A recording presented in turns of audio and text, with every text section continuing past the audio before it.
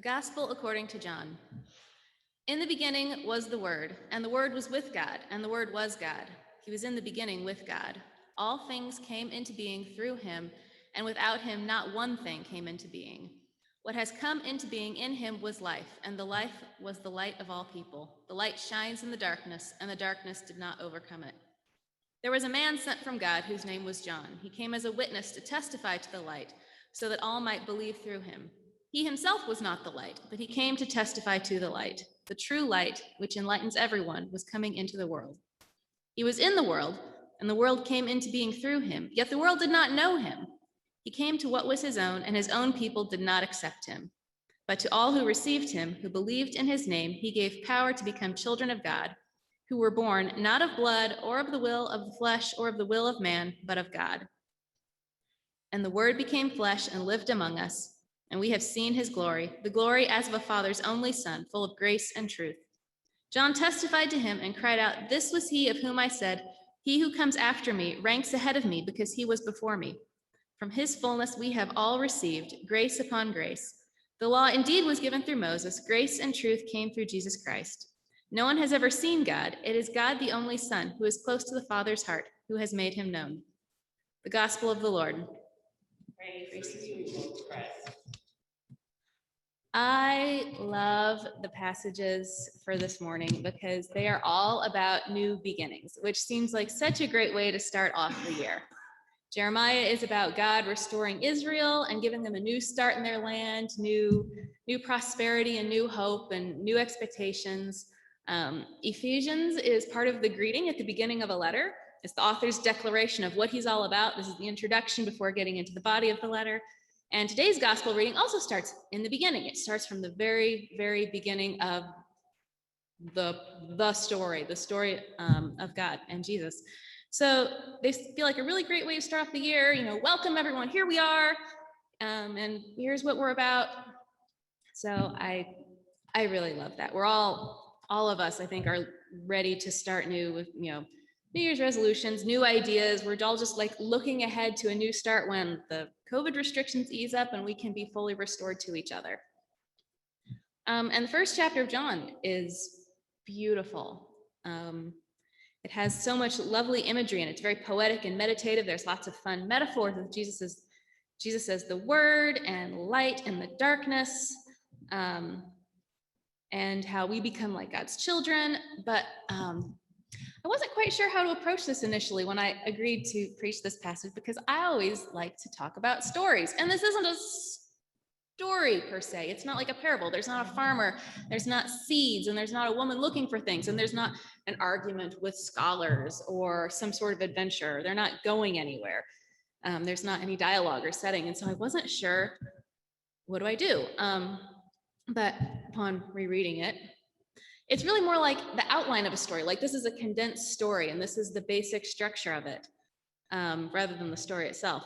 Scholars believe that the Gospel of John was the last of the Gospels to be written, about 100 years after the birth of Christ, which means that it was written after Jesus' followers had time to think and write and pray and discuss with each other everything that happened and what it meant.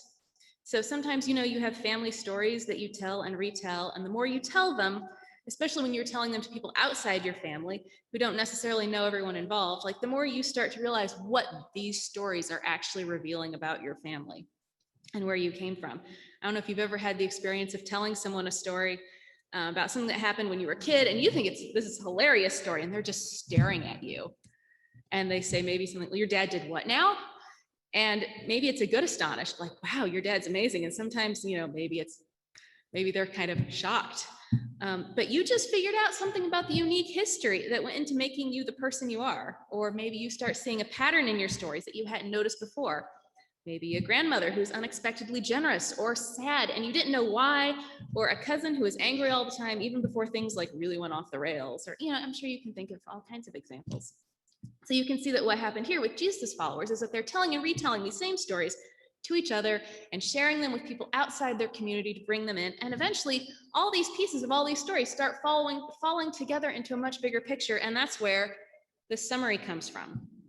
So, having digested all the stories it's about 70 years, which is like multiple generations in a family. You've got grandparents telling their kids, telling their children, on and on.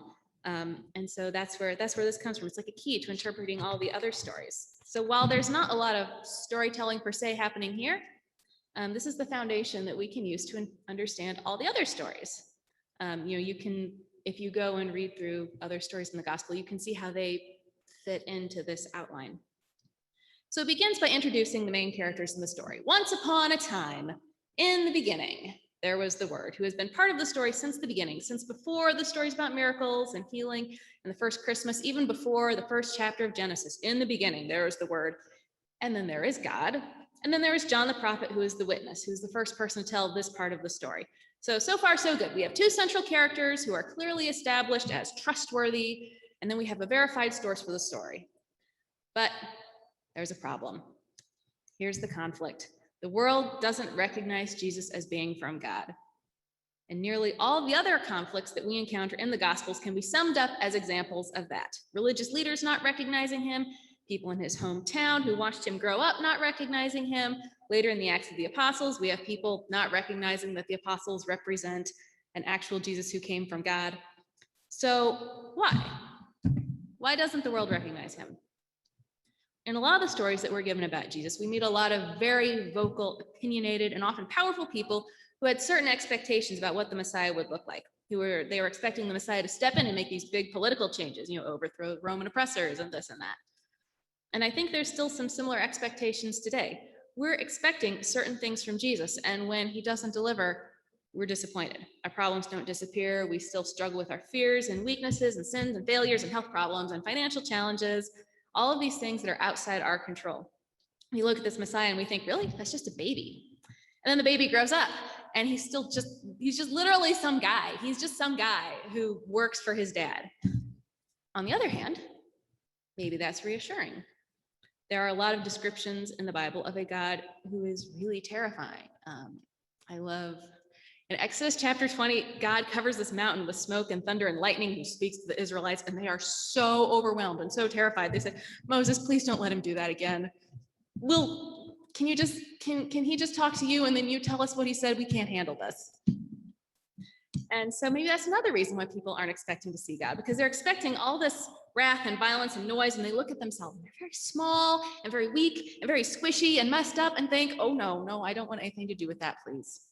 So after all those stories of God as this terrifying, overwhelming force, here comes this baby who is so frail and so unexpected. And when I was reading commentaries to prepare for this, I found a quote from Martin Luther, which I loved, and it made me smile. He said, "See how God invites you in many ways. He places before you a babe with whom you may take refuge. You cannot fear him, for nothing is more appealing to a person than a babe." And I got to meet my nephew for the first time over Christmas, and this is true. He is an adorable baby. So Martin Luther continues, "Are you afraid? Then come to him, lying in the lap of the fairest and sweetest maid. You will see how great is the divine goodness which seeks above all else that you should not despair. Trust him, trust him. Here is the child in whom is salvation. To me, there is no greater consolation given to humankind than this, that Christ became human, a child, a babe, playing in the lap of his most gracious mother. Who is there whom this sight would not comfort? Now is overcome the power of sin, death, hell, conscience, and guilt. If you come to see this gurgling babe and believe that he has come, not to judge you, but to save." Apparently Martin Luther had just seen a baby and was like, oh my goodness, I love babies so much. That reads like someone who just loves squishy babies. So whether you're avoiding God because you're disappointed in God for not taking some powerful enough action, or you're avoiding God because you're afraid of disappointing this powerful and terrifying God, God as a baby is going to change all your calculations about who God is and what God expects from you. Because a baby is the newest of beginnings. A baby is a new life, a new perspective, new eyes seeing the world for the first time. And instead of seeing the world and judging it, a baby just looks at it and says, what is it? I don't understand. This is so amazing. So this is the biggest and most important thing that this means for us. That Jesus came and lived among us, or pitched his tent among us is another way of describing it. He moved into the neighborhood. He's living next door. He shops at the same grocery. He visits the same library. He waits for the same train. He's living among us, not above us and looking down, not just coming in to check in on us once in a while, but he actually came and lived an entire human life among us, from this brand new baby looking at the world for the very first time to death. And this, to me, is probably the most thrilling thing in the whole entire Bible for so many reasons, but I will stick with two right now. First, this helps us understand God better. Another commentary that I looked at compared this to different ways of communicating and how some are more important for some things than others. I don't know if you've ever seen the common lament about being called in for some face-to-face meeting, either in person or on Zoom, this could have been an email. Sometimes people want to talk about things to face, and you really don't need to. Just send an email. But on the other hand, there are some messages that we really feel very strongly need to be in person, especially about relationships, like a marriage proposal or a breakup. Those sorts of things need to be made in person. So here, while God previously had sent messengers, angels and prophets, to speak to God's people and convey important messages, for this very, very important relationship communication, where God calls everyone who receives him and believes in his name his children, he came to tell us in person. Also, this helps us trust that God understands us better. When I first read that Martin Luther quote, one of the reasons I laughed was because he's saying, trust him, trust this adorable baby. I don't actually necessarily trust babies, no matter how cute or holy looking they are, but I do trust that someone who is willingly putting themselves in that sort of extremely vulnerable position is not someone who's coming here to push me or anyone else around. And everyone here, everyone in this room, everyone in Lamont, everyone on the whole planet, we have all been there. We have all been in that extremely vulnerable position as a baby who is seeing the world for the first time and has no idea what's going on and no ability to take care of themselves. And we've all been all kinds of other vulnerable throughout our lives. When we've been in danger or confused, when our lives and safety have been in the hands of other people or circumstances outside our control. And it's really scary. But now we know that God has willingly put himself in that position and knows that vulnerability too, just like us. And that is really reassuring. So now here, at the start of a new year, we have an opportunity to practice a fresh perspective on the story of Jesus.